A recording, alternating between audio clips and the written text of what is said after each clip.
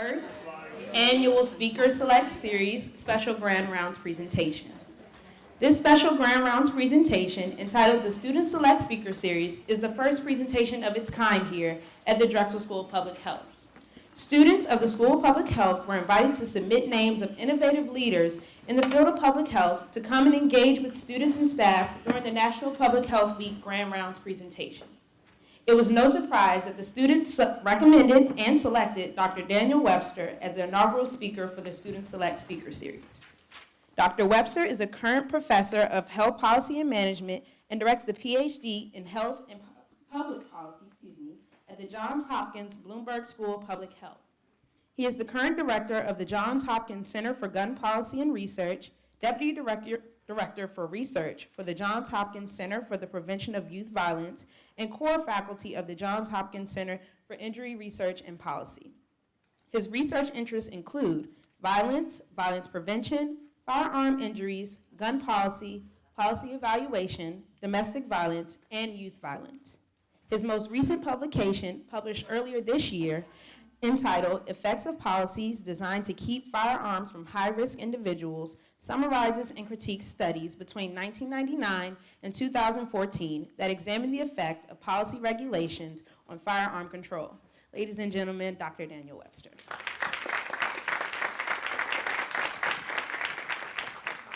Thank you, Kiana. I'm just really thrilled to be here at Drexel. This is my first time here. I've just been so impressed with everyone I've met. You have just a great student body, and it's a real honor to be asked to speak to you today, to at least partly commemorate National Public Health Week. I want to begin just to sort of ground us in public health impacts of this problem, but try to take it a little bit beyond sort of just the basic numbers. So over 33,000 deaths per year in the United States from some form of firearm type of injury. Many people don't appreciate the fact that roughly 2/3 of those deaths are suicides. That is something I care very deeply about. I had some research in that area. However, virtually all of what I'm going to talk about is not about suicide. I'm going to focus on assaultive violence and homicides and things of that sort. So over 11,000 homicides committed with firearms a year in the most recent year, 2013, that we have data. When you think about who this impacts, it very much, homicide part of this very much affects young people. So firearm violence is the leading cause of death for males ages 15 to 24, and is the second leading cause of death for males ages 25 to 44. It also, I know many of you are interested in disparities. Homicides, and the bulk of which are committed with firearms for men, that is the second leading cause for black-white disparities in life expectancy. So unquestionably a very profound impact on public health from this problem. There's also a lot of data for nonviolent events. I'm not going to go through every single number here, but on the assaultive side, over 66,000 gunshot wounds of individuals treated for gunshot wounds from assaults in 2013. If you look at criminal victimization data, not sure if I'm hitting the right button here. Okay. Anyway, over 300,000 victimizations reported in the National Crime Victimization Survey where the offender used a firearm. That's a very, very large number. However, it's worth noting that if you look as recently as 2006, nearly twice as many. So it's a big problem. However, there have been gains. I'll show you some of those gains in just one moment. But I also wanted to touch briefly upon and recognize that firearm violence effect on public health goes beyond, again, what we can easily count in terms of bodies and people coming through our emergency departments and trauma centers. huge psychological trauma and stress connected to gun violence in many of the communities that we're interested in and working in. I've talked to many people in East Baltimore near our campus, as well as in West Baltimore, where gun violence is most concentrated in Baltimore, and hear repeated stories that people do not feel comfortable sending their children outside to play and exercise simply because they're concerned about gun violence. The economic impacts of this problem are immense, again, and also very concentrated on those communities. So huge effects. Some may feel that the reason we have such high levels of gun violence is simply that we are a violent society. We are some degree of violent society. However, if you would compare the United States to virtually any other high-income Western democracy, we are incredibly average on every measure of violence or risk factor for violence, save for one, and that is the rate at which we kill each other with firearms. That is 20 times higher than these other countries that are otherwise similar to the United States. This is part of a good news story. When I started working on this problem in the late 80s, early 90s, things were far, far, far worse. And that's one of the things that motivated me when I was a public health student to decide that gun violence is what I wanted to focus a good chunk of my professional life working on. And if you look particularly at youth, teenagers, firearm violence rates are basically about a third of what they were when they peaked in the early 1990s. So this is a huge success story. Sometimes it can feel as if, wow, this thing is so big and so problematic, we are never going to be able to get anywhere on this. Well, that's the way we felt in the early 90s, and look where we are now. We'd like to be in a better place, but it used to be a lot worse. Also big reductions for those 18 to 24, not quite as dramatic. Most of those reductions occurred in an incredibly short amount of time, 5 or 6 years. 5 or 6 years to have enormous reductions in firearm homicide rates. So we can do this. How do we get there? This is what the things that I think are key. If we think I showed you 20 years before in the big drop. So if I look 20 years down the road, how might we get some similar big reductions in violence? These are some of the pathways that I think would be most helpful. One is we have to come up with policies and approaches that keep guns out of the hands of dangerous people. Pretty simple in terms of a basic idea. Getting there, of course, is far more complex on a number of different levels, mostly political. But the cornerstones of how you do that is some ideas that are both common sense but central to public health when you think about public health role and regulations. Food safety, environmental health, things like that. The focus is you have to set a standard that makes sense, that is going to protect people, and you have to have some accountability measures for those standards to work, right? Otherwise, those standards mean nothing, right? So we have to have both of those working, all right? So Kiana mentioned that there was a special issue in annual reviews of public health, a series of articles. A lot of what I'm going to focus on is in that journal. Get that journal if this is an area that you're interested in. But one of the articles that focuses on these issues I co-wrote with Garen Wintemute, where we focus on these issues in the research, and I'll summarize some of that for you in a minute. Another part of that path to significantly fewer gun deaths and gun violence, I think, will be through better, far more focused law enforcement practices. It's going to focus on those who are most violent and focus more on guns and probably a whole lot less on drugs. I'll talk about that in a minute too. And then finally, I think there could and should be a role for what some term violence interruption or conflict mediation, ways to help individuals resolve conflicts without resorting to guns and violence.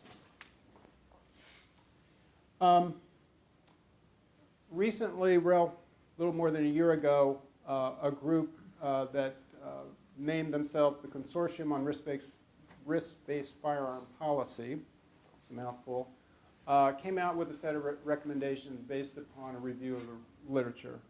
In about 3 or so months after the Newtown tragedy, we convened a group at Johns Hopkins of some of the top leaders in mental health, mental illness, gun violence, gun policy, to see, in essence, could we come up with some path forward.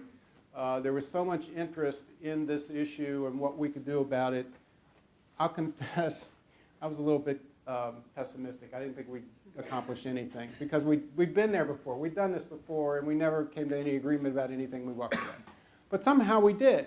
And sort of the principles that we came up with was that maybe with suicide, the focus on mental illness would help us reduce those gun-related deaths. However, when you're talking about interpersonal violence, we weren't going to be able to get very far with the focus on mental illness.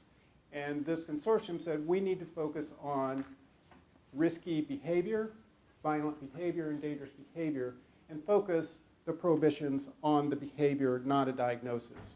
So these are the issues that we identified based upon the literature that we could and should have higher standards for legal gun ownership.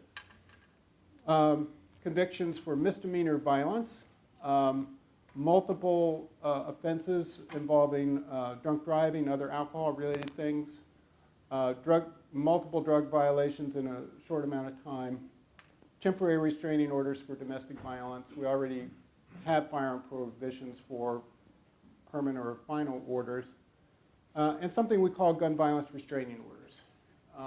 Sort of works in the similar process as a domestic violence restraining order that tries to take action before something bad happens, at least to temporarily remove firearms from someone who clearly, based upon their behavior and their actions, is really headed towards a path to either harming themselves or others. One of the reasons that we came to the conclusion that the standards for legal gun ownership needed to be higher was based not only upon what these risk factors look like, but also when we look at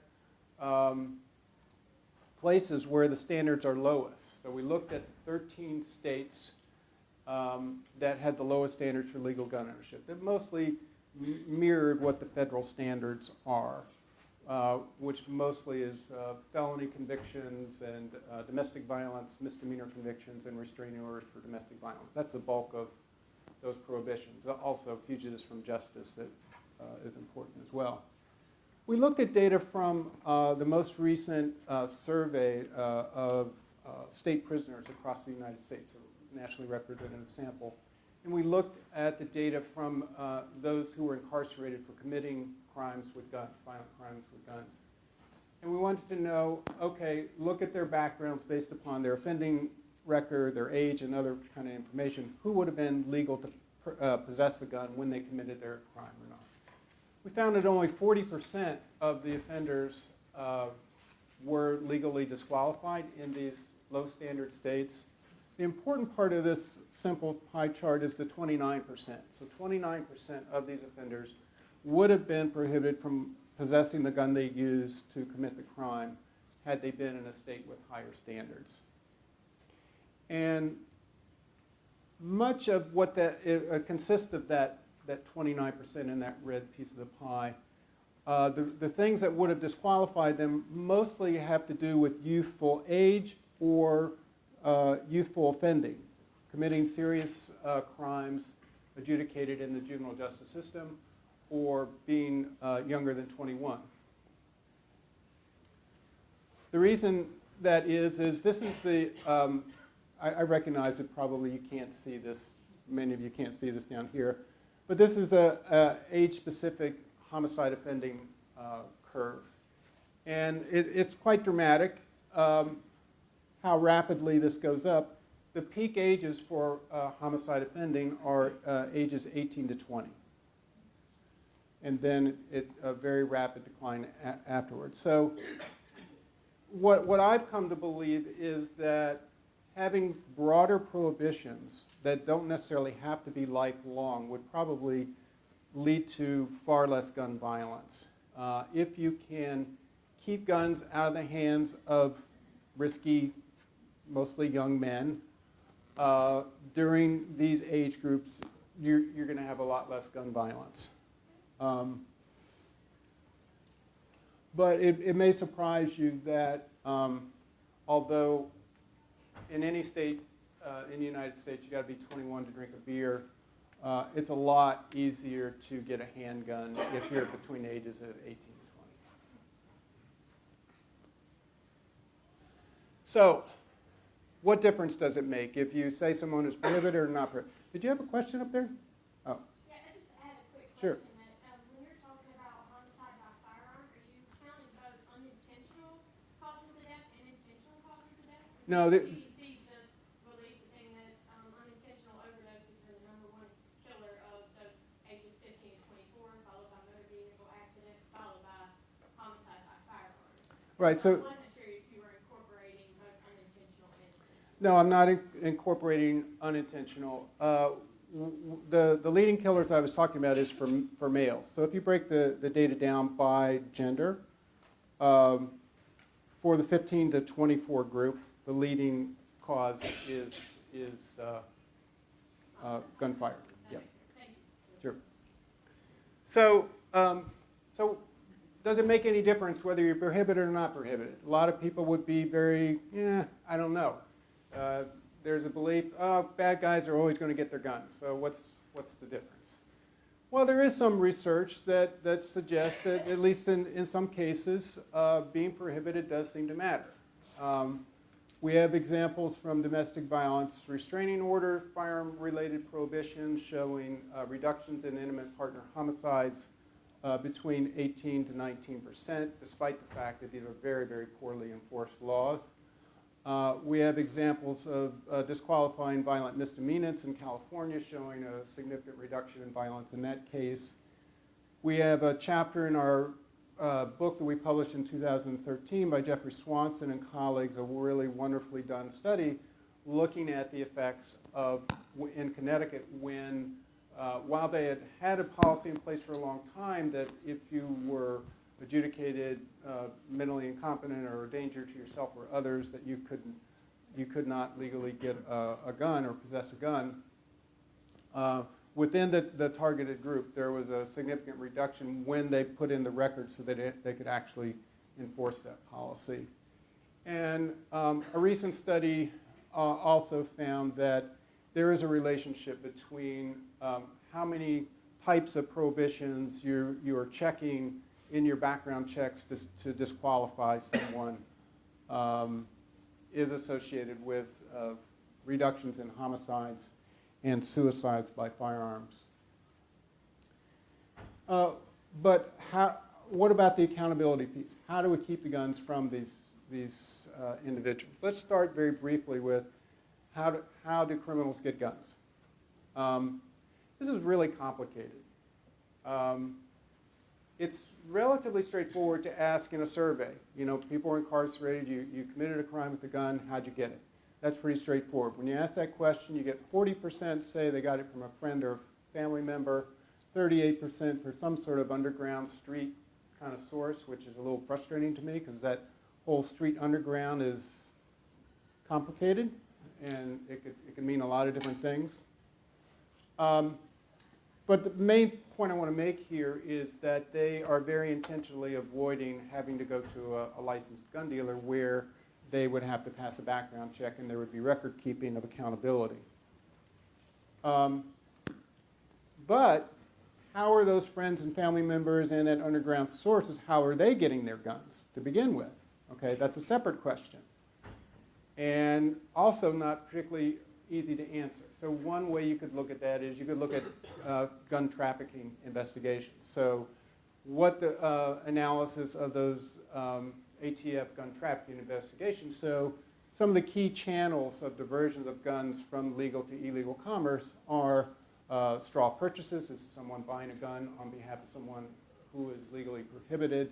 Unlicensed sellers. These are individuals who sell a lot of guns, make a decent amount of money, but decide they'd rather not get a license and go through the trouble of background checks and record keeping.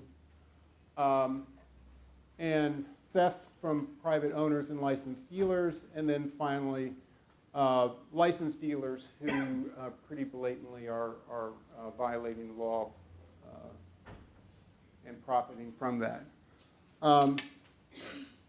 The internet, of course, that's where all of our commerce is going these days. That's also true to some degree of firearms as well. There's been a couple of interesting reports looking at some of this environment where guns transactions, or there's advertising for guns to occur. One of the biggest sites is called armslist.com. About a third of the private sellers on armslist.com appear to be selling more than 30 guns a year, and maybe getting into this territory of perhaps they actually are in the business of selling firearms and perhaps should be licensed. And this is only on the online part. They could be selling guns in addition to what they're putting on one website as well. And they've also been able to find from the individuals who are posting ads saying they want to buy guns, and sometimes, mostly they don't, but sometimes they put a phone number, and they've been able to go back to identify who those individuals are and actually look at criminal histories, and it turns out that a good number actually are prohibited who are looking for guns on places like armslist.com who are prohibited. I'm going to talk about the laws themselves, but I want to underscore that enforcement matters, and that's particularly important.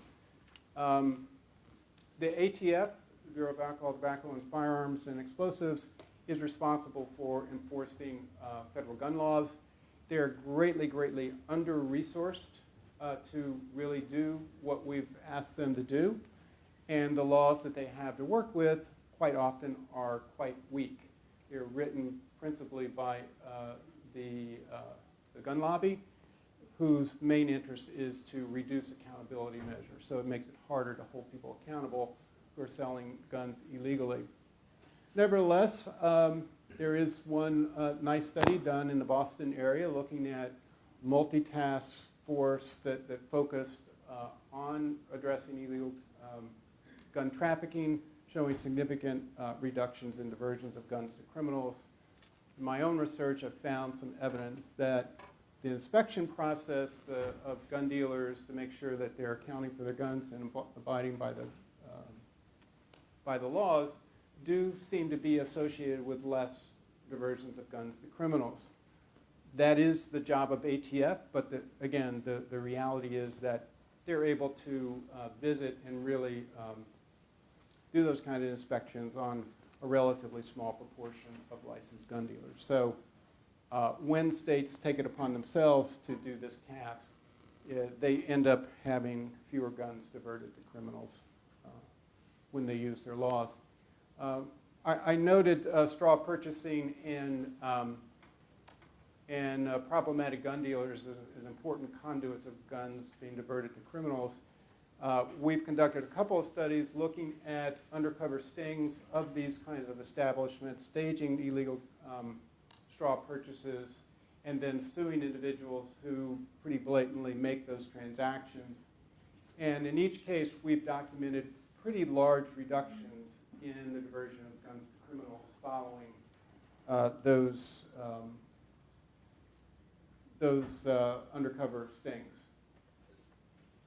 Probably the best example of how a single gun dealer can have an enormous impact on public safety is a gun dealer that now recently lost its license and is being sued, Badger Guns, located just outside of Milwaukee, Wisconsin.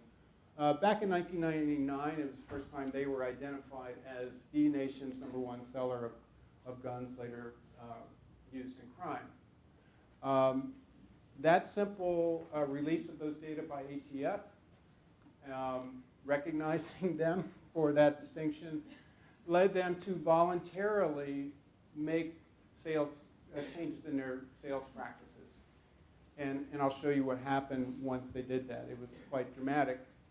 However, it was only a few years after that a congressman from Kansas, Todd Tiahrt, slipped in an amendment to an appropriations bill that greatly reduced and constrained the release of crime gun trace data so that you knew whether you had a Badger Guns in your neighborhood or not that was selling a lot of guns connected to crime. And they put other kind of restrictions on data, for example, destroying background check records within 24 hours of approved firearm transactions, puts a hamper in trying to enforce certain gun laws. So what we found is that after this,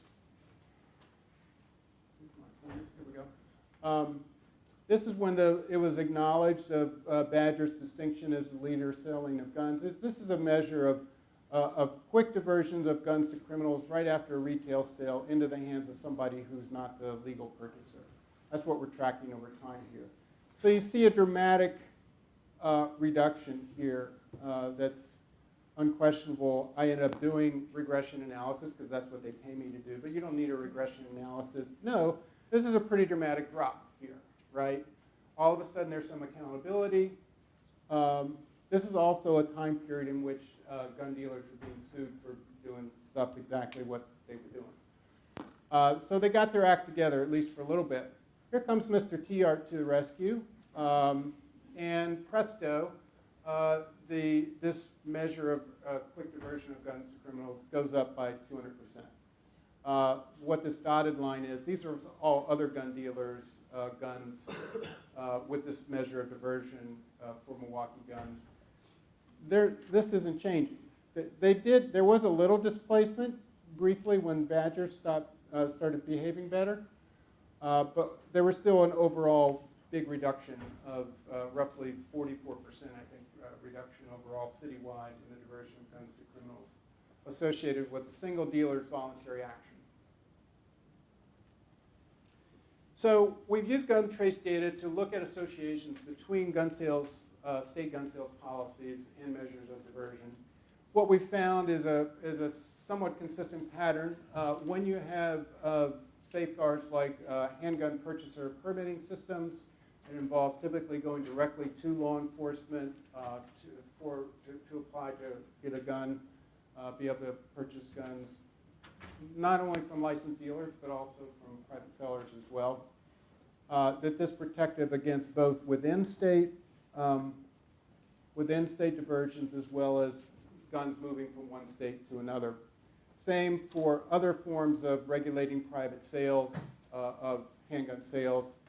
Strong dealer regulation by itself, interestingly, just having the laws on the books was not associated with diversion of guns to criminals. It was only, we did surveys of law enforcement agencies of whether they were actually doing it, whether they were actually inspecting them. And it was when they had the strong regulations and were doing regular inspections that you saw significant reductions in diversion of guns to criminals, which to me makes perfect sense. In our early study in 2009, unfortunately, we did not look at a policy that has been debated actually, I think, a lot in Pennsylvania. This is a requirement that gun owners report when their guns are lost or stolen. We found, and other studies have found, a protective effect of measures of diversion, at least in terms of cross-state diversions of guns to criminals. You see very, very strong patterns here. If you look at where guns are used, where they're sold and where they're used, it's a very, very strong pattern. Guns, places that have pretty comprehensive measures of accountability and high standards for gun ownership, most of their guns come from other states. Almost all of those states have much, much weaker gun laws. An economist, Knight from Brown University, did some very complicated analysis that I don't have time to get into now, but basically found that there was lower gun availability among criminals in places that had the strongest gun laws and were not as close to states that had weak laws. What do we know about background checks and actual gun deaths? That's the most important thing from public health, rather than all these measures of diversion. They're important conceptually because that's the mechanism by which the laws are supposed to work. But what about the deaths themselves? Well, two very prominent economists, Jens Ludwig and Philip Cook, did a study of the Brady Law that was the federal law that required background checks, but only for firearm sales by federally licensed firearm dealers. They did not find any significant relationship between, the passage of that law, the enactment of that law, and gun deaths, even though during that period afterwards there was a big reduction in gun homicides and suicides. It just wasn't more so in states affected directly by the law versus those that didn't. There's a study published in 2013 by Flieger and colleagues that did show a relationship where there were stronger gun laws, there were fewer gun homicides and suicides. However, most of the variation that they were studying principally was cross-sectional type of variation. It was over a relatively short time period in which there really wasn't many meaningful or much meaningful change at all during the state policies.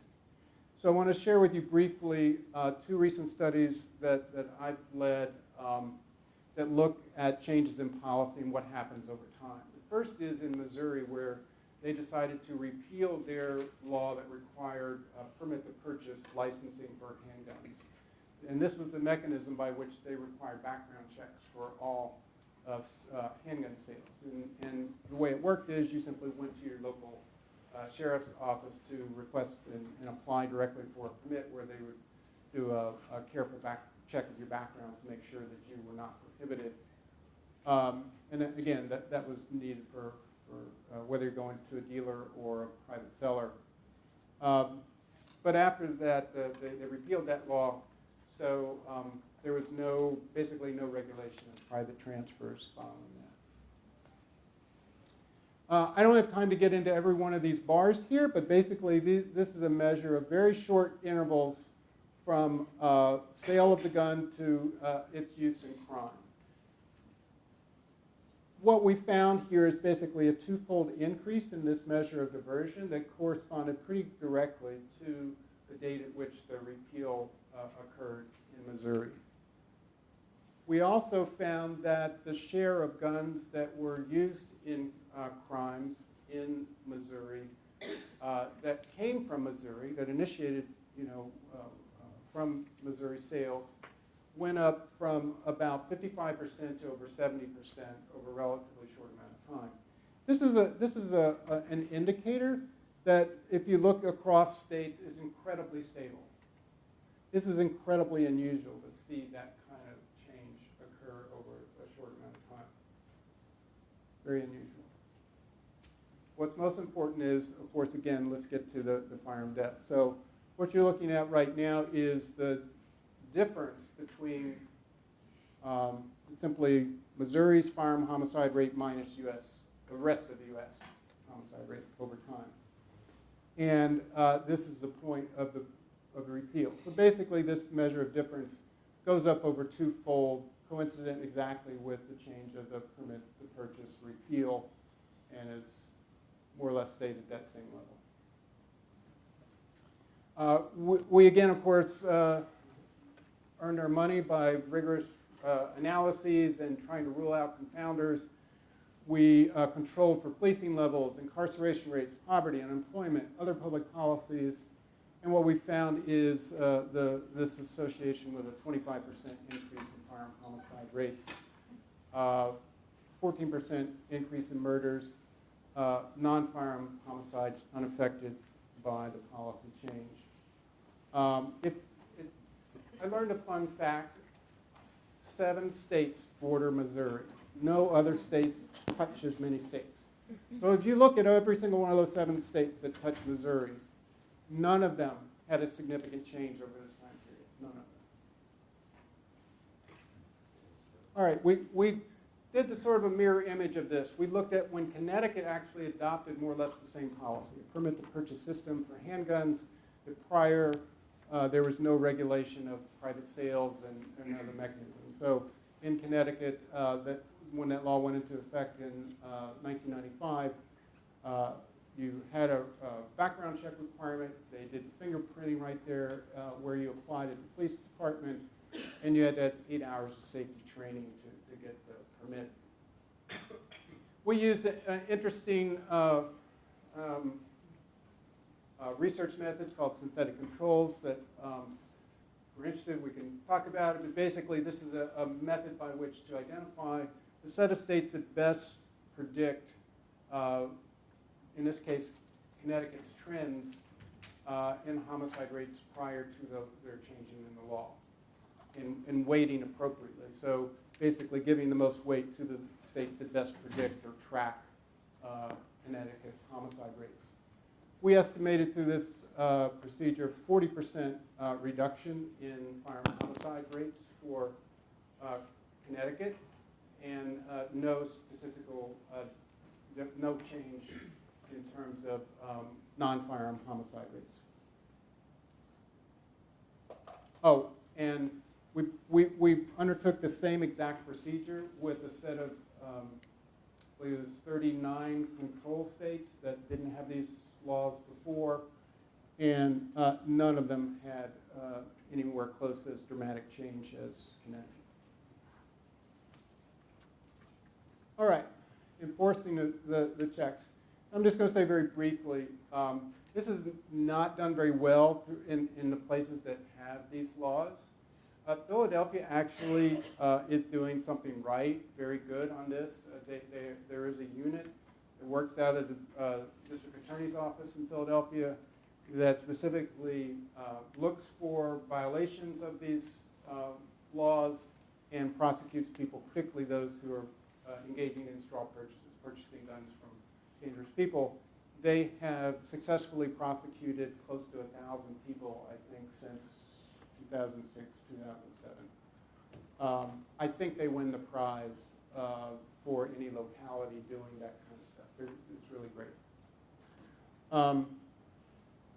I think the other thing that they had been doing, I don't know if they're doing it as much more recently, is also publicizing when they do these prosecutions, which I think is important in terms of deterrent power effect of those policies. I think moving forward, we have to think very much about how do we make it easy for private gun owners to comply with these laws. Could we do certain things through the internet so that we have background checks, we have record keeping, make this easy.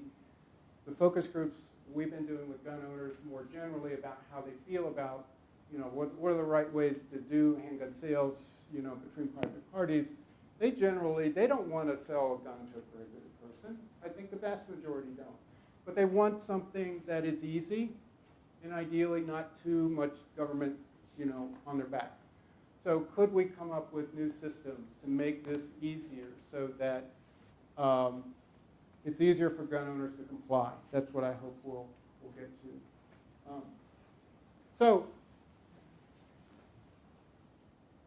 might be a surprise to you, and I know probably you will disagree, but these policies to keep guns from dangerous people are not controversial. They're not. Here's why. Here are the things that we just did a survey on, national survey. And we compared gun owners and non-gun owners, Republicans, Democrats, independents. When you talk about almost any measure to increase standards for legal gun ownership, when you connect it to somebody who is threatening, dangerous, or whatever, very, very high levels of support that are basically no difference between gun owners and non-gun owners. I could also do the same thing with Democrats and Republicans, and you're not going to see much difference. Trust me, we've done this. Look, there are things that gun owners and non-gun owners disagree about very intensely. and Democrats and Republicans. It has more to do with assault weapons, concealed carry, and some other things. This core issue of we don't want dangerous people to have guns, it's not controversial. It's common sense. Same has to do with the accountability measures. Generally, very high support. I'm not going to go through every single one of them, but I thought it was very fascinating. The background checks for all gun sales, identical, 84%. Gun owners, non-owners. It's not controversial. All right, let's go. I'm going to. We just have a. I got to wrap it up here, but I'm going to end very quickly on some enforcement measures. We could have dramatically less gun violence by refocusing our attention away from the more traditional drug enforcement, that the data available, which admittedly is not great, but the data available suggests that more often than not, those kind of traditional strategies increase rather than decrease violence. The opposite is true for the studies that look at focus on illegal gun possession. Those studies that pretty consistently show less gun violence. Really, the more critical question, particularly in this day and age, is can police do this? Can they identify illegal gun possessors in ways that are fair, don't harass people, and are safe? And I'm not saying that's easy, but I actually think it can be done. It can be done on a whole department. You can't say, Philadelphia Police Department, go out and do this. Okay? You can't do that. But you can do, because I've seen it, you can have very small, very highly trained, your best cops do this in the right way. Particularly if they do it in concert and collaboration with community. I hope we'll move in that direction. And then the other strategy is very familiar to people in criminology, maybe a little less so in public health, which is something called focused deterrence. Even though it sort of comes from criminal justice, its principles are very consistent with public health, in my opinion. It's very focused on data. Who are the high-risk individuals? Identify those individuals. Focus your law enforcement levers against them. Let them know that they're at risk. Bring in the informal social controls. Who influences their decisions? Not just people with badges, but people they respond to. Give them services and alternatives and demonstrate fairness. And what we find pretty consistently is pretty big reductions in gun violence. And then I'm going to end it in there. I'm going to end it there because I'm afraid we're not going to have enough time for questions. If you want to talk more about some of the policing stuff, I'm happy to answer questions about it. But I'm cognizant of our time, and I bet there's people who have questions or want to tell me how wrong I am about all of this.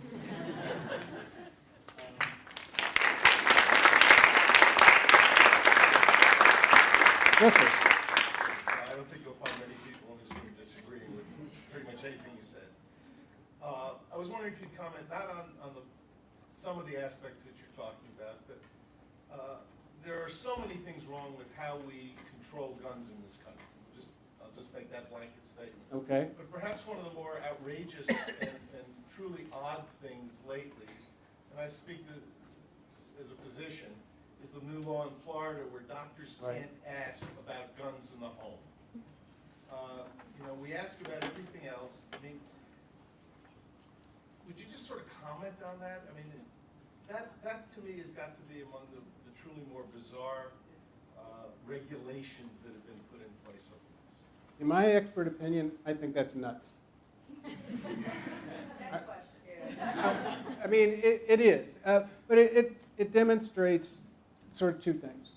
One is, well, yes, the power of the NRA. The NRA, my feeling is that the politicians who get their money, influence, and whatever from the NRA have almost run out of things to do for them. And I'm not kidding about that. So they're almost being like creative, like, oh, God, we've already let them carry guns into churches and bars. What can we do now? So let's say that doctors can't talk to you about your guns. So some of it is just crazy stuff like that. But I also think that that the gun lobby and gun enthusiasts have deep, deep distrust for anything health related. That's sad. It's very sad. Does that But poll that way? I'm sorry, what? Does it poll that way when you propose people? I haven't asked that directly, so that's just a one person's guess. But I'll tell you, just as an example, we had some discussions earlier about funding for research on this topic. And we had some experts in the room, guided federal funding on some of these things. The NRA hasn't been nearly as hot and bothered, so to speak, about funding to understand this issue, that money that flows through the Justice Department. Money that flows through the CDC, they get all bent out of shape and think, oh, those public health folks are after our guns and so on and so on. So, you have a comment? Oh, hold on, Dr. West, I'm so Yeah, sorry. sorry. Before we open the floor for more questions, we actually had a few students that submitted questions that could not be here, so we were hoping that Dr. Purtle could facilitate those questions to Dr. Webster, and then we'll open it up for all of your lovely questions. Yes. Thank you. So there are a number of very good questions, and we have about 7 minutes. Maybe we'll just do one or two, and then we'll open it up to I'll you. talk really fast. Because I'm sure you have a number of questions as well. So one of the questions is, what can we learn from tobacco? The tobacco industry was very influential in blocking good research, blocking that research translating into policy, and we see the gun lobby doing very similar things. Can we learn from what we've learned from you can say maybe our public health victory with the tobacco lobby? Well, I'm sure there are certain things we can learn. Clearly, in each case, there are powerful industry forces at play. You can make similar statements about the alcohol industry as well. What is particularly different, I think, about the two that makes it harder to follow that model is I don't believe smokers were nearly as well organized and committed to blocking change the way that gun enthusiasts are. And so I think that there are some parallels. Litigation, I think we should follow that model. I have some evidence to this that we should.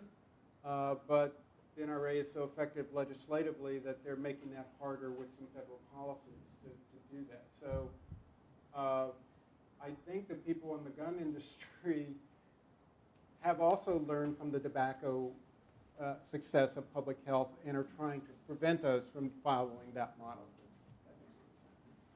We'll take one more from the students before opening it up. So your talk was obviously focused on policy, but what's the role for programs and interventions, and what would a coordinated strategy of policy and programming look like? Yeah, great question. So I think one critical piece of this comes from a model developed by Gary Slutkin. It goes now by the brand name Pure Violence. Very briefly, it's use of individuals, most of whom have some prior experience in gangs or that kind of stuff, going into the communities where they're from after they've seen the light, hopefully reformed, to reach out to the individuals to do at least two really important things and maybe three. One is to mediate conflicts between individuals and groups. Two, to sort of serve as pro-social role models. And three, to sort of help guide them to services and opportunities to get them in a less risky lifestyle. I've studied that program in Baltimore. We've generally seen a lot of success in reducing gun violence, but there's a great review article on this in the Annual Reviews of Public Health that you should check out because the effects have not been uniform. In almost every case where you can say, wow, big positive effect, you can also find a neighborhood where no effect. So figuring out how to do, I've been around this and talked to people doing it and feel that, yes, you can do this. You can interrupt violence in pretty important and profound ways. but actually trying to implement and sustain this is a huge task that I think anybody in public health that cares about this should give some thought to. And you know, what does public health learn from other types of programs and interventions to sustain them? So I think it is promising but challenging type of program. I think another untested thing that I personally would like to see is more partnership between community and law enforcement on illegal guns. I know for a fact from talking to people that, you know, in many neighborhoods, criminals stash guns around, okay, and they're all over the place. Why aren't we picking those guns up? You know, why aren't we kind of coming together and say, hey, we got to get these guns out of the neighborhood, and we can't put it all in police. There should be some partnerships involved. So that's just a couple of things. There are other, I'm sure there are other. Great. All right, question over here? Yeah. What is being done to keep military assault rifles off the streets, if anything? Well, you know, as you probably know, there are some states that ban such firearms, and it's not a big number. I'm sorry, I don't know that number off the top of my head. We did away with the federal law that tried to address that, but it was a pretty weak law. It's not something that as hopefully you sense, I have some optimism. Oh, sorry. I have some optimism that we can actually make some policy changes that's actually going to save a lot of lives. I can't say that I have a great deal of optimism on this assault weapon issue, because again, that is where worlds divide in terms of thinking about this. To some people, it is just, this is my gun, my right, my Second Amendment, blah, blah, blah. And there's just no meeting of the minds. So, I'm sorry, I don't, on the upside, they're not involved in a very large share of gun violence. The bulk is handguns. I'm going to let you pick people out. I saw Jesse's hand. Because you know their names. Yeah, I know some of the names. So you mentioned earlier that you would like to see more collaboration and cooperation between communities and law enforcement. But I think as a lot of us have seen recently, there's been a huge erosion of trust in law enforcement for a whole variety of reasons. Knowing that, how would you suggest that local law enforcement can best approach communities and get communities involved in the type of work that can help reduce gun violence? Get out of your cars, one thing. Talk to people. Have less of a focus on drugs, more on guns and violence. I know that there are many people, if somebody was selling drugs on the corner of where I live, I would not be happy, okay? And I would probably scream to law enforcement. But when I talk to at least Baltimore residents in the areas most affected by violence, they're very unhappy with the policing on drugs and really quite supportive of anything they do that is directed at getting guns off the street and violent people off the street. So that, you know, I just sort of put it in a couple bullets in my thing, but I really think that's it. Do what works. Do what the community wants you to do, which is protect them from being shot. We're at time. I'm sure Dr. Webster will stick around as long as Amtrak allows. Two quick matters of housekeeping. There is a very relevant talk going on tomorrow at 4 o'clock on the 7th floor. Dr. Oliver Rollins, who's at Penn, who's in their Society, Race, and Science program, or something like that. Chip forum tomorrow at 4 o'clock. It's about violence as a public health problem and the history behind that. And one quick announcement. So I want to again thank everyone for coming out to our first Student Select Speaker Series. I would love for you all to give yourselves a round of applause, as well as Dr. Webster and Dr. Pirtle. This was really great. So hopefully hopefully if you guys didn't eat all the fruit, cheese, and crackers and drink all the coffee, there's still some out in the lobby until around 6:15, and I'm sure Dr. Webster, as long as Amtrak allows, will be available to answer any more questions. And please be on the lookout in the upcoming SGO bulletin regarding a few different opportunities to get involved in this issue of gun reform and gun policy in the upcoming months. And I again thank everyone for coming, and please see Kathleen with your evaluations. Thank you, everyone. Have a great night.